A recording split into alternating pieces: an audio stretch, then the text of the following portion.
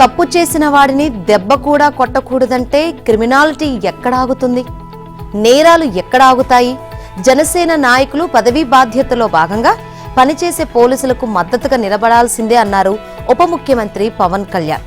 ఒక మాజీ సీఎం వచ్చి మిమ్మల్ని చంపేస్తాం, మేమంటే ఏమిటో చూపిస్తామని అధికారులను కాంట్రాక్టర్లను బెదిరిస్తున్నారంటే తప్పుడు సంకేతాలు ఇస్తున్నామని అర్థం.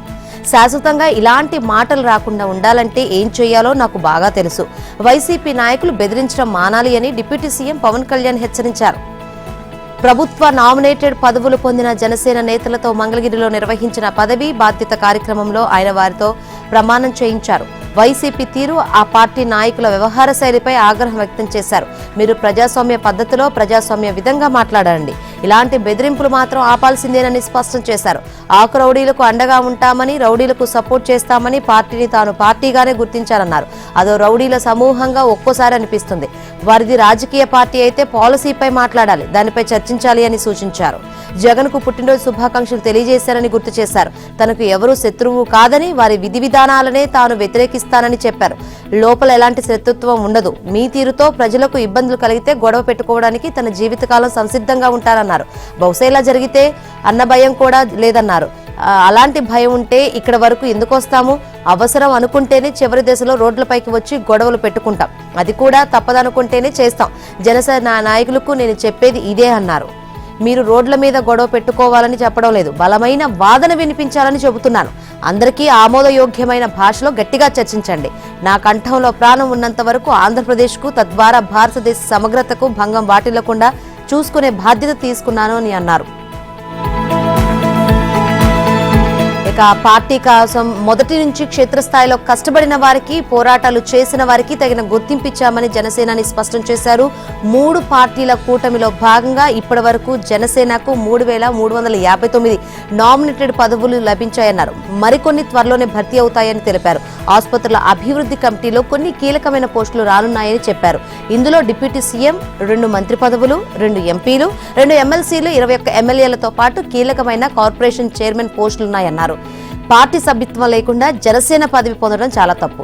ఎవరైనా అలా పదవి తీసుకుంటే వెంటనే సభ్యత్వ కార్డు తీసుకోండి. కండువాయి వేసుకుంటే జనసేన మెంబర్ కాదు, క్రియాశీలకంగా పనిచేయాలి. కొన్ని సంవత్సరాలు పనిచేస్తేనే పోటీకి అర్హులన్న నిబంధన పెట్టాం. జనసేన బలం జనసైనికులు, వీర మహిళలే. ఇంతమంది ఆడబిడ్డలు కూర్చొని పోరాటం చేశారంటే ఏ పదవి ఉందని బలంగా నిలబడ్డారు. సభ్యత్వ డ్రైవ్ పిఠాపురంలో ప్రారంభిస్తున్నామని అన్నారు. ఫిబ్రవరి నాటికి పూర్తయిపోవాలి. తొలుత మార్చి 14న ఆవిర్భావ దినోత్సవం వద్దనుకున్నాను, కానీ యువత, ఆడబిడ్డలను ఉద్దేశించి ఆవిర్భావ దినోత్సవం ఉంటుందన్నారు. దానికి అందరూ సహాయ సహకారాలు అందించాలి అని పవన్ కోరారు. రాజధాని అమరావతి ప్రాంతంలో ఆధునిక సౌకర్యాలతో సాంస్కృతిక కేంద్రాన్ని ఏర్పాటు చేయాలని ముఖ్యమంత్రి చంద్రబాబు సిఆర్డీఏ అధికారులను ఆదేశించారు. నిర్దేశిత గడువులోగా అమరావతి క్వాంటమ్ కంప్యూటింగ్ సెంటర్ నిర్మాణం పూర్తి చేయాలన్నారు. రాష్ట్ర సచివాలయంలో సీఎం అధ్యక్షతన 56వ సిఆర్డీఏ అథారిటీ సమావేశం జరిగింది. ఈ సమావేశంలో పలు కీలక అంశాలను ఆమోదించారు. రాజధాని నిర్మాణానికి సంబంధించిన విషయాలపై సిఆర్డీఏ, ఏడీసీ అధికారులకు ముఖ్యమంత్రి దిశానిర్దేశం చేశారు. రాజధాని ప్రాంతంలో సాంస్కృతిక కేంద్రం ఏర్పాటు చేయాల్సిన అవసరం ఉందన్నారు. ప్రభుత్వ కార్యక్రమాల నిర్వహణ కోసం అమరావతిలో ఇప్పటికే ఒక వేదిక నిర్మించి ఉంటే బాగుండేదని అభిప్రాయపడ్డారు. సాంస్కృతిక కేంద్ర నిర్మాణానికి అనువైన ప్రాంతాన్ని గుర్తించాలన్నారు. ఆ కేంద్రానికి ఏ పేరు పెడితే బాగుంటుందో కూడా ఆలోచించాలని చెప్పారు. రాష్ట్ర సంస్కృతి సంప్రదాయాలకు అద్దం పట్టేలా సాంస్కృతిక కేంద్ర నిర్మాణం చేపట్టాలన్నారు. భూములిచ్చిన రైతులకు కేటాయించే ప్లాట్ల లేఅవుట్ల వద్ద పూర్తిస్థాయి మౌలిక సదుపాయాలు కల్పించాలన్నారు. రాజధాని రైతుల సమస్యలను ఏ విధమైన జాప్యం లేకుండా పరిష్కరించాలని సూచించారు. అమరావతిలో అంతర్జాతీయ స్థాయి సదుపాయాలతో హోటల్స్ ఉండేలా చూడాలని, వాటి నిర్మాణాలను వేగంగా పూర్తి చేయాలని సీఎం సూచించారు. ఈ సమావేశంలో మంత్రి నారాయణ, సిఎస్ విజయానంద్తో పాటు సిఆర్డీఏ, ఏడీసీ విభాగాలకు చెందిన ఉన్నతాధికారులు పాల్గొన్నారు. అమరావతిలో క్వాంటమ్ క్యాలీ ఎక్విప్మెంట్ కోసం ఒక ప్రత్యేక భవన నిర్మాణానికి సిఆర్డీఏ అథారిటీ నిర్ణయించిందని మున్సిపల్ మంత్రి నారాయణ తెలిపారు. సుమారు 43,000 చదరపు అడుగుల విస్తీర్ణంలో 103.96 కోట్ల అంచనాతో దీనికి టెండర్లు పిలిచి L1ను ఖరారు చేశామన్నారు. క్వాంటమ్ వ్యాలీలో మరో 2 భవనాల నిర్మాణాన్ని కూడా వెంటనే చేపట్టాలని సీఎం ఆదేశించారని మంత్రి తెలిపారు.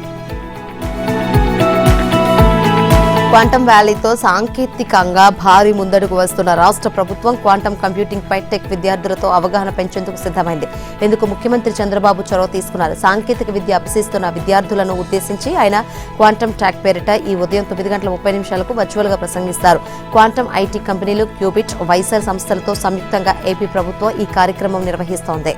ఈ లెక్చర్ కోసం 10 రోజుల వ్యవధిలోనే 50,000 మందికి పైగా విద్యార్థులు రిజిస్ట్రేషన్ చేసుకున్నారు. దేశంలోని అతిపెద్ద క్వాంటం విద్యా సదస్సులో డిజిటల్ మాధ్యమం ద్వారా భవిష్యత్తు సాంకేతిక నైపుణ్యాలు, క్వాంటం కంప్యూటింగ్ దీర్ఘకాలిక రోడ్ మ్యాప్, భవిష్యత్తు లక్ష్యాలను సీఎం వివరించనున్నారు. ప్రతిభ చూపిన విద్యార్థులకు ఐబీఎం, సీడాక్, టీసీఎస్ వంటి సంస్థలు క్వాంటం కంప్యూటింగ్, మిషన్ లెర్నింగ్లో శిక్షణను ఇవ్వనున్నాయి. రప్పరప్ప గంగమ్మ జాతర అంటూ రెచ్చిపోతున్న వైసీపీ నేతలు, కార్యకర్తలు తమ అధినేత జగన్ పుట్టినరోజు సందర్భంగా శాడిజాన్ని ప్రదర్శించారు. టపాసులు పేల్చొద్దు, నాకు ఇబ్బందిగా ఉంది అని అడిగిన 7 నెలల గర్భిణీపై దౌర్జన్యానికి దిగారు. ఆమె గొంతు పట్టుకుని కడుపుపై కాలుతో తన్నారు. దీంతో ఆమె ఆసుపత్రి పాలైంది. ఈ అమానవీయ ఘటన శ్రీ సత్యసాయి జిల్లా తనకల్లు మండలం ముత్యాలవారిపల్లి గ్రామంలో రాత్రి చోటు చేసుకుంది. ఎస్ఐ గోపి తెలిపిన మేరకు మాజీ సీఎం జగన్ పుట్టినరోజు వేడుకల సందర్భంగా గ్రామంలో వైసీపీ నాయకులు బాణసంచ పేల్చుతూ సంబరాలు చేసుకున్నారు. ఈ భారీ శబ్దాల దాటికి తీవ్రంగా ఇబ్బంది పడిన గిరీష్ బాబు భార్య అయిన 7 నెలల గర్భిణి సంధ్యారాణి తమ ఇంటి వద్ద బాణసంచ కాల్చవద్దని వైసీపీ నేతలను కోరారు. దీంతో వైసీపీ వర్గీయులు గొడవకు దిగారు. రోడ్డు మీ నాయనదా అని దూషిస్తూ అజయ్ దేవ్ అనే వైసీపీ నాయకుడు సంధ్యారాణి గొంతు పట్టుకుని కడుపు మీద కాలుతో బలంగా తన్నాడు. దీంతో ఆమె కుప్పకూలిపోయింది. కుటుంబ సభ్యులు వెంటనే ఆమెను 108లో తనకల్లు ప్రభుత్వ ఆసుపత్రికి తరలించారు. పరీక్షించిన వైద్యులు స్కానింగ్ చేయాలని కదిరి ప్రభుత్వ ఆసుపత్రికి పంపించారు. ప్రస్తుతం బాధితురాలు కదిరి ఆసుపత్రిలో చికిత్స పొందుతున్నారు.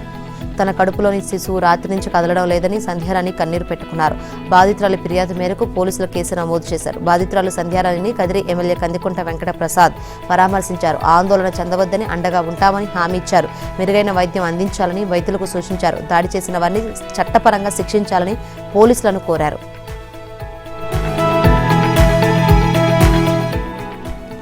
దైవభక్తి ఎక్కువని మీరు చెప్పుకుంటారు. అలాంటిది ఎంతో ప్రాచుర్యం పొందిన పవిత్రమైన తిరుమలేశుడి లడ్డూ ప్రసాదం తయారీకి కల్తీ నెయ్యి సరఫరా చేసేందుకు ఎలా ఆమోదం తెలిపారు అని సిబిఐ నేతృత్వంలో ప్రత్యేక దర్యాప్తు బృందం సిట్ వైసీపీ నాయకుడు మాజీ ఎమ్మెల్యే చెవిరెడ్డి భాస్కర్ రెడ్డిని ప్రశ్నించింది. మద్యం స్కామ్ కేసులో నిందితుడిగా ప్రస్తుతం విజయవాడ జిల్లా జైలులో ఉన్న టీటీడీ బోర్డు మాజీ సభ్యుడైన చెవిరెడ్డిని జైలులోనే 4 గంటల సేపు ప్రశ్నించారు. టీటీడీ ప్రతిరోజు సేకరించే 1000 కిలోల నెయ్యి సరఫరాలో నాణ్యతకు భంగం కలగకుండా కఠిన నిబంధనలు ఉంటాయి. 2019లో వైసీపీ ప్రభుత్వం వచ్చిన తర్వాత ఏర్పడిన టీటీడీ పాలక మండలి నిబంధనల్ని పక్కకు నెట్టి తమకు అనుకూలమైన వారికి టెండర్ దక్కేలా నిర్ణయం తీసుకుంది. ఒక టెక్నికల్ కమిటీ ఏర్పాటు చేసి నాణ్యతకు తిలోదకాలిచ్చేలా ఆ కమిటీ చేసిన సిఫారసులను ఆమోదించింది. టీటీడీ బోర్డు ఆమోదించిన ఆ సిఫారసుల కమిటీలో చెవిరెడ్డి సభ్యుడిగా ఉన్నారు. దీంతో సిట్ ఆయన్ను విచారించింది. కల్తీ నెయ్యిని అనుమతించాలని అప్పట్లో ఎవరు ఒత్తిడి చేశారు? ఎవరైనా సిఫారసు చేశారా? మీ నిర్ణయమే నకిలీ నెయ్యి సరఫరాకు మార్గం చూపింది. ఆలోచించకుండా ఇలాంటివి ఎలా ఆమోదించారు అని పలు ప్రశ్నలు సంధించినట్లు తెలిసింది. అయితే టెక్నికల్ కమిటీలో తాను ఉన్నప్పటికీ అధికారులే అవన్నీ చూసుకున్నారని, తనకు ఆ విషయం ఏమాత్రం తెలియదని చెవిరెడ్డి జవాబిచ్చినట్లు సమాచారం. ఆయన స్టేట్మెంట్ రికార్డు చేసుకున్న సిట్ అధికారులు అవసరమైతే మరోసారి వచ్చి విచారిస్తామని ఆయనకు చెప్పినట్లు తేలింది. ఇక అప్పట్లో నెయ్యి కొనుగోలు కమిటీలో సభ్యులైన ప్రస్తుత గృహ నిర్మాణ మంత్రి కొలుసు పార్థసారథి, నెల్లూరు జిల్లా కోవూరు ఎమ్మెల్యే వేమిరెడ్డి ప్రశాంతిరెడ్డిని సిట్ అధికారులు త్వరలో ప్రశ్నించే అవకాశం ఉన్నట్లు సమాచారం. విజయవాడ నుంచి అంతర్జాతీయ విమానయానం జోరందుకుంది. నిండుగా నడుస్తున్న విమానాల్లో టికెట్లు దొరకడం కూడా కష్టమవుతుంది. ప్రస్తుతం విజయవాడ విమానాశ్రయం నుంచి షార్జా, సింగపూర్లకు 2 అంతర్జాతీయ విమాన సర్వీసులు నడుస్తున్నాయి. మంగళ శనివారాల్లో షార్జాకు ఎయిర్ ఇండియా విమాన సర్వీసులు నడుస్తున్నాయి. మంగళ గురు శనివారాల్లో సింగపూర్కు ఇండిగో ఎయిర్లైన్స్ సర్వీసులు నడుస్తున్నాయి. ఇవి 2 సర్వీసులు అయినప్పటికీ వారంలో 5 స్కెడ్యూల్స్ కాగా 10 ట్రిప్పులుగా నేరుగా రాకపోకలు సాగిస్తున్నాయి. సాధారణ రోజుల్లో కూడా 100% ఆక్యుపెన్సీతో ఇవి నడుస్తుండడం విశేషం. ఇంత ఆదరణ వస్తుండడంతో విమానాశ్రయ అధికారులు కూడా ఆనందం వ్యక్తం చేస్తున్నారు. దుబాయ్కి వెళ్లేవారు విజయవాడ నుంచి నేరుగా షార్జాకు వెళ్తున్నారు. అక్కడి నుంచి సులువుగా దుబాయ్కి వెళ్లే అవకాశం ఉంటుంది. దీంతో షార్జా విమాన సర్వీస్కు ఆదరణ ఎక్కువ ఉంది. వారంలో 2 సర్వీసులే ఉండడంతో టికెట్లు దొరకడం కూడా కష్టంగా మారింది. దుబాయ్ కూడా నేరుగా విమాన సర్వీసులు నడపాలనే డిమాండ్ ఎక్కువగా వినిపిస్తోంది. గతంలో విజయవాడ, సింగపూర్ మధ్య విమాన సర్వీసు విజయవంతంగా నడిచింది. వైసీపీ ప్రభుత్వంలో ఆ విమాన సర్వీసు రద్దయింది. కూటమి ప్రభుత్వం అధికారంలోకి వచ్చాక ఈ సర్వీసును తిరిగి ప్రారంభించారు. గతంలో మాదిరిగా కాకుండా ఈసారి నాన్ విజిఎఫ్ విధానంలోనే డైరెక్టుగా సింగపూర్కు విమాన సర్వీసులు రాకపోకలు సాగిస్తున్నాయి.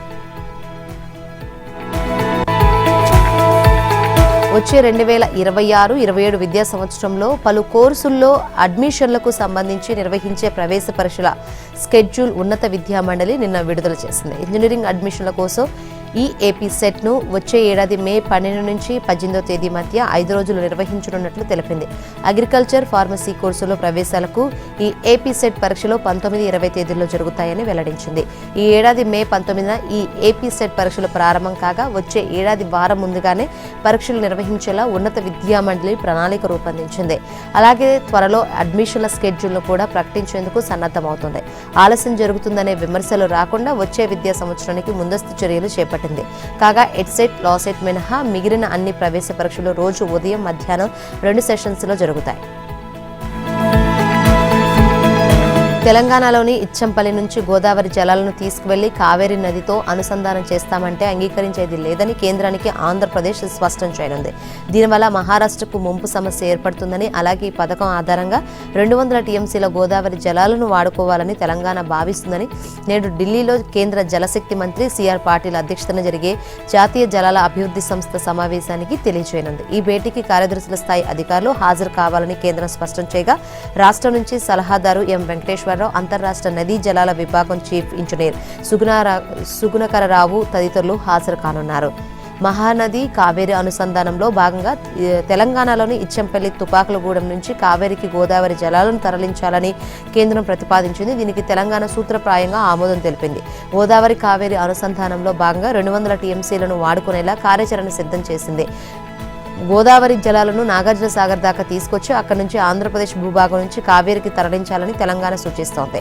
ఇందుకోసం ఛత్తీస్గఢ్ ఇప్పటిదాకా వాడుకొని 147 టీఎంసీల గోదావరి జలాలను గోదావరి కావేరీ అనుసంధానానికి వినియోగించుకోవచ్చని కేంద్ర జలశక్తి శాఖ చెబుతోంది. అయితే ఛత్తీస్గఢ్ ప్రభుత్వం ఈ ప్రతిపాదనను వ్యతిరేకిస్తోంది. తమకు కేటాయించిన 140 టీఎంసీలు వాడుకునేందుకు కొత్త ప్రాజెక్టు నిర్మాణాలకు ప్రణాళికలు సిద్ధం చేశామని కేంద్రానికి ఇటీవల సమాచారం ఇచ్చింది. కానీ ఈ ప్రాజెక్టులు పూర్తయిన నాటికి 10 ఏళ్లు పడుతుందని, ఆలోగా అనుసంధాన పథకానికి ఈ 147 టీఎంసీలు వినియోగిస్తామని కేంద్రం అంటుంది. గోదావరిలో తమ వాటాను ఇచ్చేందుకు ఛత్తీస్గఢ్ తిరస్కరిస్తుంటే అదే ప్రణాళికను అమలు చేయాల్సిన అవసరం ఏముందని కేంద్రాన్ని ఆంధ్రప్రదేశ్ ప్రశ్నిస్తోంది. ఒక్కో మద్యం క్వార్టర్ బాటిల్ తయారీకి అవసరమయ్యే బ్లెండ్ ఖర్చు 15 లోపు ఉంటుంది. కానీ బెంగళూరుకు చెందిన బాలాజీ 45 రూపాయలు అద్దేపల్లి సోదరులకు విక్రయించాడు. నకిలీ మద్యం నింపడానికి ప్లాస్టిక్ ఖాళీ సీసాకు ₹1, మూతకు మరో రూపాయి, బాటిల్పై అంటించే లేబుల్కు 20 పైసలు ఖర్చు చేశారు. బ్లెండ్, ఇతర ఖర్చు మొత్తం కలిపిన క్వార్టర్ బాటిల్కు ₹48 మాత్రమే ఖర్చు అయింది. నకిలీ లిక్కర్ గ్యాంగ్ తమ మద్యం షాపుల్లో ఒక్కో బాటిల్ను ₹100కు విక్రయించారు. ఒక్కో సీసాపై 50కు పైగా లాభం అద్దేపల్లి సోదరులతో పాటు లిక్కర్ గ్యాంగ్కు వచ్చింది. బ్లెండ్ పంపిన బాలాజీకి 20 చేరింది. ఇలా 2023లో వైసీపీ హయాంలో మొదలైన నకిలీ మద్యం దందా కొనసాగింది. ఏపీ, తెలంగాణకు కృష్ణా గోదావరి నీటి కేటాయింపులో పాలమూరు, రంగారెడ్డి సహా పెండింగ్ ప్రాజెక్టులపై సమగ్ర చర్చ ప్రధాన ఎజెండాగా ఈ నెల 29వ తేదీ నుంచి అసెంబ్లీ శీతాకాల సమావేశాలు ప్రారంభం కానున్నాయి. అయితే ముక్కోటి ఏకాదశి, నూతన సంవత్సరం సందర్భంగా 3 రోజులు విరామం ఇస్తారు. జనవరి 2వ తేదీ నుంచి మళ్లీ సమావేశాలు కొనసాగనున్నాయి. కమాండ్ కంట్రోల్ సెంటర్లో జరిగిన మంత్రుల సమావేశంలో ఈ మేరకు నిర్ణయం జరిగింది. పంచాయతీ ఎన్నికల ఫలితాలు, ఇతర అంశాలపై చర్చించేందుకు ముఖ్యమంత్రి రేవంత్ రెడ్డి అధ్యక్షతన జరిగిన మంత్రుల సమావేశంలో ప్రధానంగా నీళ్లు, నిజాలపైనే చర్చించారు. ఈ అంశమే ఎజెండాగా అసెంబ్లీ సమావేశాలు నిర్వహించాలని నిర్ణయించారు. పెండింగ్ ప్రాజెక్టులు, నీటి కేటాయింపుల విషయంలో బీఆర్ఎస్ చెబుతున్న అబద్దాలను అసెంబ్లీ వేదికగా తిప్పికొడదామన్న నిర్ణయానికి వచ్చారు. నదీ జలాలకు సంబంధించి ఉమ్మడి రాష్ట్రంలో కంటే 10 ఏళ్ల కేసీఆర్ పాలనలోనే తెలంగాణకు ఎక్కువ అన్యాయం జరిగిందని ఈ సమావేశంలో సీఎం రేవంత్ రెడ్డి పునరుద్ఘాటించారు. చంద్రబాబు ప్రభుత్వ పట్టిసీమ ప్రాజెక్టును చేపట్టడాన్ని తెలంగాణ అసెంబ్లీ వేదికగా కేసీఆర్ ప్రశంసించిన వీడియోను మంత్రులకు చూపారు. కృష్ణా నీటి కేటాయింపుల్లో కేసీఆర్ తీరుతో తెలంగాణకు జరిగిన అన్యాయాన్ని ప్రస్తావించారు. ఈ అంశాలను ప్రజల్లోకి విస్తృతంగా తీసుకువెళ్లాలని సమావేశంలో అనుకున్నారు. ప్రాజెక్టులు, నీటి కేటాయింపుల్లో తెలంగాణకు జరిగిన అన్యాయాన్ని అసెంబ్లీలో పవర్ పాయింట్ ప్రజెంటేషన్ ద్వారా వివరించాలన్న నిర్ణయానికి వచ్చారు. ఈ మేరకు అవసరమైన ఏర్పాట్లు చేయాలని అధికారులకు సీఎం రేవంత్ నిర్దేశించారు. హైదరాబాద్ మహానగర పాలక సంస్థ జీహెచ్ఎంసీ విస్తరణకు మార్గం సుగమమైంది. డివిజన్ల పునర్విభజన ప్రక్రియ ఇప్పటికే పూర్తయినందున ఆ విషయంలో తాము జోక్యం చేసుకోబోమని హైకోర్టు స్పష్టం చేసింది. పునర్విభజనపై మధ్యంతర ఉత్తర్వులు ఇవ్వడానికి నిరాకరించింది. ఔటర్ రింగ్ రోడ్డు, ఓఆర్ఆర్ వరకు ఉన్న మున్సిపాలిటీలు, కార్పొరేషన్స్ జీహెచ్ఎంసీలో విలీనం చేయడం ద్వారా ప్రస్తుతం ఉన్న 150 డివిజన్లను 300కు పెంచాలని రాష్ట్ర ప్రభుత్వం నిర్ణయించింది. అందులో భాగంగానే జీహెచ్ఎంసీ పునర్విభజనకు కమిషనర్ ప్రాథమిక నోటిఫికేషన్ జారీ చేశారు.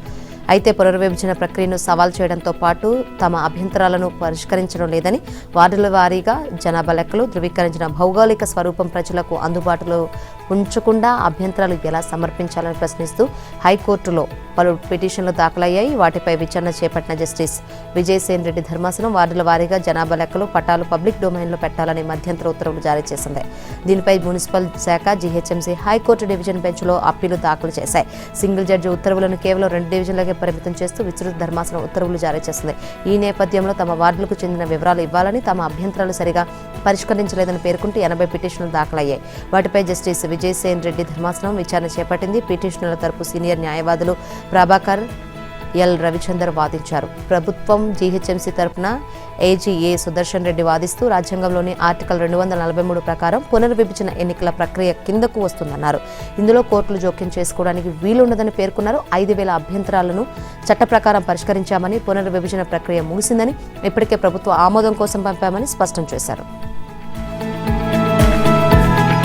ఆంధ్రులకు అమ్ముడుపోయి నీళ్లు అమ్ముకోవడమే కాకుండా కాంట్రాక్టులన్నీ కట్టబెట్టింది బీఆర్ఎస్ఏనని మంత్రి ఉత్తమ్ కుమార్ రెడ్డి మండిపడ్డారు. రాయలసీమ ఎత్తిపోతల పథకం టెండర్లు పిలవక ముందే అపెక్స్ కౌన్సిల్ సమావేశం నిర్వహించాల్సి ఉంటే దాన్ని వాయిదా వేయించి ఏపీకి మేలు చేసింది ఎవరు అని నిలదీశారు. రాష్ట్రంలో కాంగ్రెస్ అధికారంలోకి వచ్చిన తర్వాతే రాయలసీమ ఎత్తిపోతల పనులు ఆపివేయించామన్నారు. కృష్ణా బేసిన్లో ఉమ్మడి ఏపీకి 811 టీఎంసీలు కేటాయిస్తే అందులో తెలంగాణకు 299 టీఎంసీలు చాలని, ఏపీకి 512 టీఎంసీలు ఇచ్చేందుకు ఒప్పుకొని ఎపెక్స్ కౌన్సిల్ మినిట్స్ పై సంతకాలు చేసిందెవరు అని నిలదీశారు.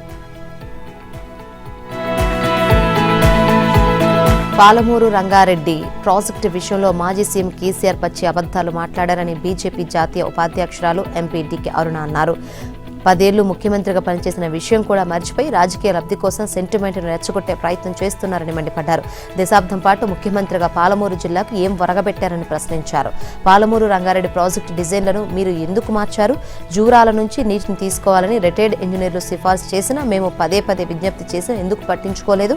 జూరాల ప్రాజెక్టులో నీళ్లెక్కడ ఉన్నాయని నాడు సీఎంగా మీరు ప్రశ్నించలేదా?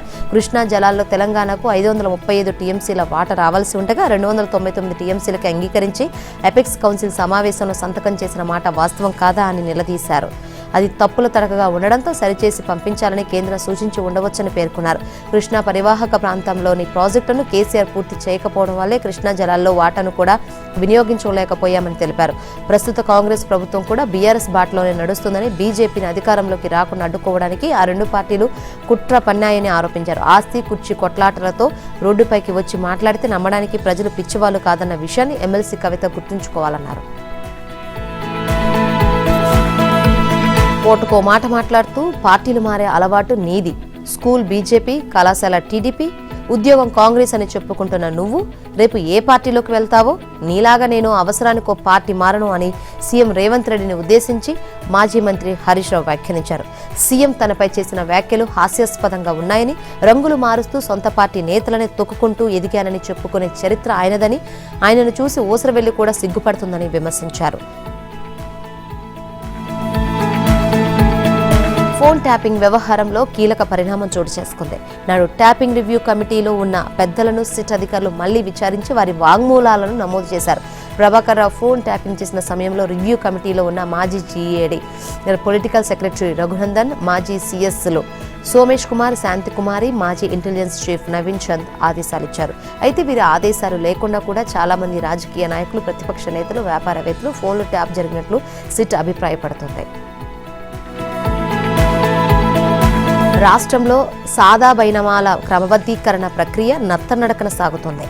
ఏళ్ల తరబడి పెండింగ్లో ఉన్న సమస్యలను పరిష్కరిస్తామంటూ ప్రభుత్వం ఇచ్చిన హామీ క్షేత్రస్థాయిలో అమలుకు నోచుకోవడం లేదు. దీంతో లక్షలాది మంది దరఖాస్తుదారులు కార్యాలయాల చుట్టూ ప్రదక్షిణలు చేస్తున్నా ఫలితం కనిపించడం లేదు. తెల్ల కాగితాలపై క్రయ విక్రయాల ఒప్పందాలు చేసుకుని భూములు కొనుగోలు చేసిన వారికి భూభారతి చట్టం అమల్లోకి వచ్చాక సమస్య తీరుతుందని ఆశించినా ఫలితం కనిపించడం లేదు.